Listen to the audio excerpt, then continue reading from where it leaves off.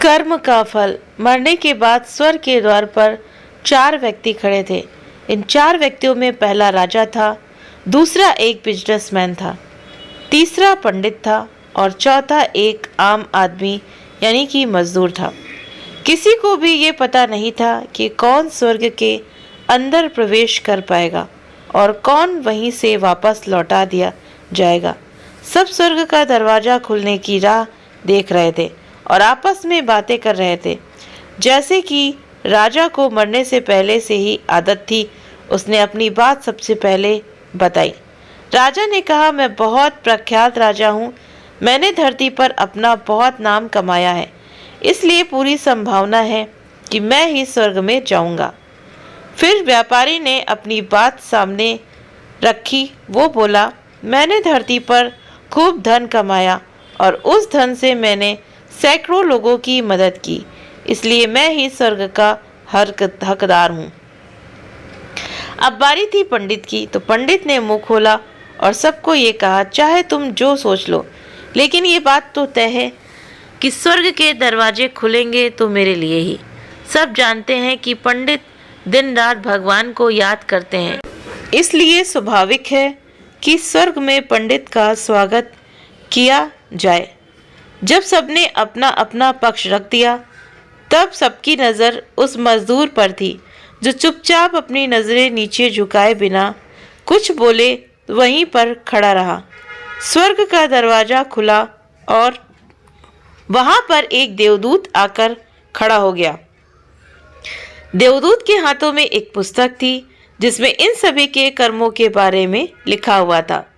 देवदूत ने सबसे पहले राजा को अपने पास बुलाया और उसको पूछा, तुम बताओ, तुमने अपने जीवन में क्या क्या अच्छे कर्म किए हैं। मैं उन्हें इस पुस्तक में देखकर फैसला करूंगा कि तुम्हें अंदर आने देना है या नहीं। राजा ने कहा, मेरा राज्य जितना बड़ा था उतना ही समृद्ध था और मेरी राज्य के सभी लोग खुशहाल थे। सभी बड़े आनंद से रहते थे। मैंने उन्हें कभी भी किसी भी चीज़ की कमी नहीं होने दी। यही मेरी अच्छे कर्म हैं। देवदूत ने अपने पुस्तक में देखा और देखने के बाद राजा से कहा, तुम सच बोलते हो। तुमने अपने राज्य की प्रजा को बहुत सुखी रखा था, लेकिन तुमने अपने राज्य की सीमा बढ़ाने के लिए जितने युद्ध किए थे, उन युद्ध की वजह से हजारों सैनिकों ने अपनी जान गंवा दी थी। उन हजारों सैनिकों के परिवार के दुख का कारण तुम बने थे, इसलिए तुम स्वर्ग में नहीं आ सकते। अब बारी थी व्यापारी की। व्यापारी से जब देवदूत ने पूछा कि तुम्हारे अच्छे कर्म क्या हैं, तब व्यापारी ने उससे कहा, मैंने सैकड़ों लोगों को खाना खिलाया है, कई आश्रमों में दान किया है, कई निराश्रित लोगों के लिए घर बनाकर दिया है। ये मेरे अच्छे कर्म हैं।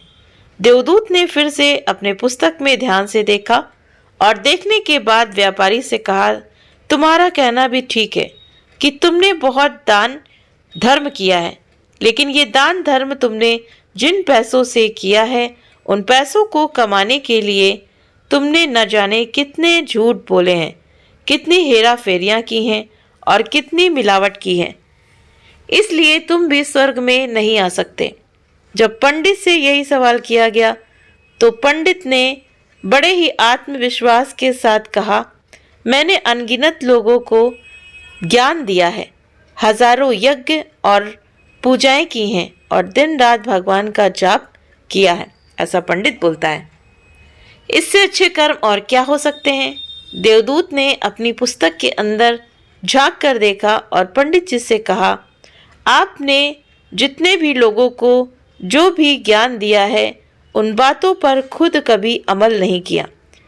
आपने यज्ञ, पूजा या भगवान का नाम निस्वार्थ भाव से कभी नहीं किया, इसलिए आपका भी स्वर्ग में आना प्रतिबंधित है। अब आती है मजदूर की बारी। तो मजदूर ये सब देखकर हैरान था।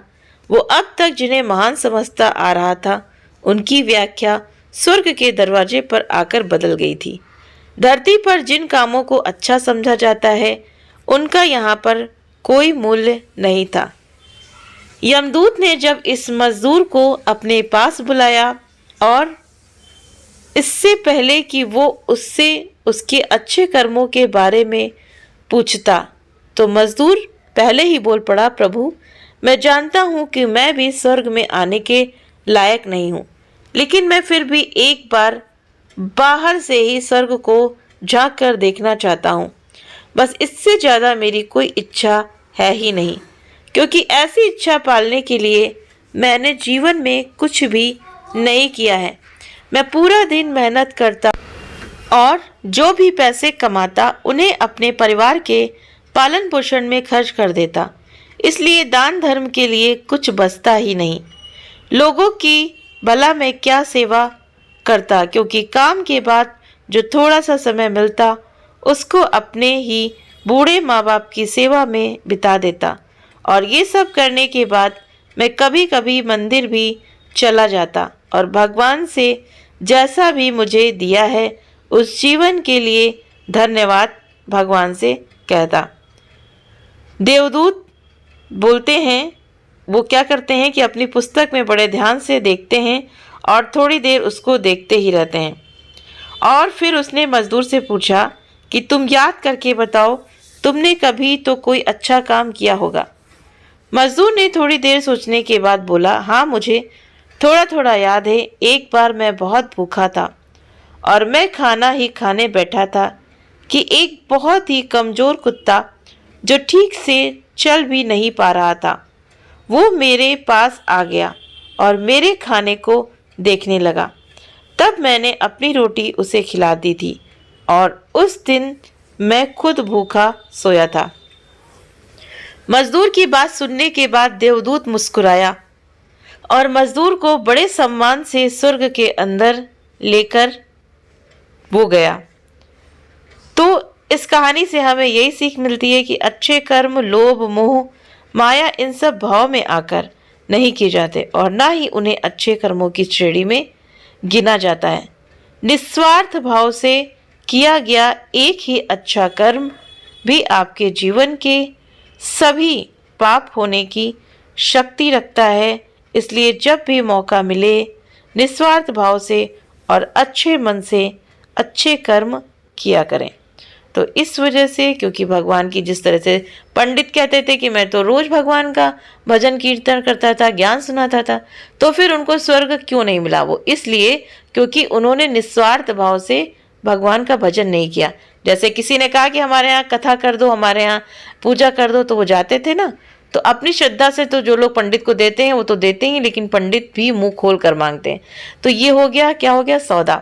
जब कभी आप माला जाप करते हो भगवान का, कहते नहीं हो कि 108 बार हम भगवान का नाम जाप करेंगे, तो आप भगवान से ये सौदा करते हो। इसका आपको फल इसी तरह से मिलेगा कि स्वर्ग के आप हकदार नहीं बनोगे। तो भगवान की भक्ति करनी है निस्वार्थ भाव से, भगवान से सौदा नहीं करना है। लेकिन हम आप क्या कहते हैं कि भगवान आप हमारी ये मनोकामना पूर्ण कर दीजिए, तो हम आपको 21 रुपये 51 रुपये का प्रसाद चढ़ाएंगे, लड्डू चढ़ाएंगे। अरे भगवान के लड्डू के भूखे हैं? नहीं, वो धन जो आज हमारे पास में है वो उन्हीं परमात्मा की वजह से है। कर्म हम करते हैं लेकिन भगवान साथ देता है। तो इसी वजह से भगवान का निस्वार्थ भाव से कहते नहीं, अगर किसी को दान करना है तो आप राइट हैंड से दान करिए, तो आपके लेफ्ट हैंड को भी पता नहीं चलना चाहिए। लेकिन अगर आप 100 रुपये किसी को देते हो तो 10 जगह ढिंडोरा पीट देते हो कि मैंने देखो उसको 100 रुपये दिया।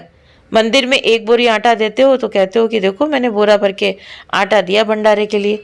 तो ये सब, ये निस्वार्थ नहीं हुआ, इसमें स्वार्थ छुपा हुआ है।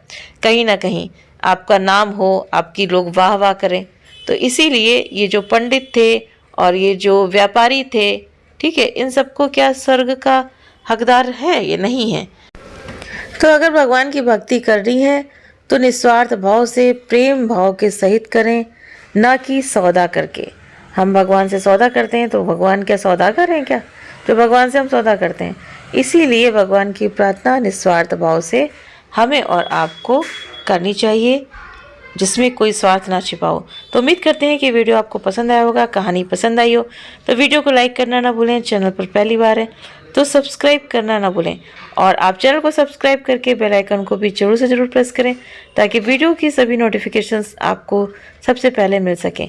आप अपने प्यारे प्यारे कमेंट्स भी इस वीडियो के नीचे करके मुझे ज़रूर से ज़रूर बताएं। आप सभी का वीडियो देखने के लिए बहुत बहुत धन्यवाद।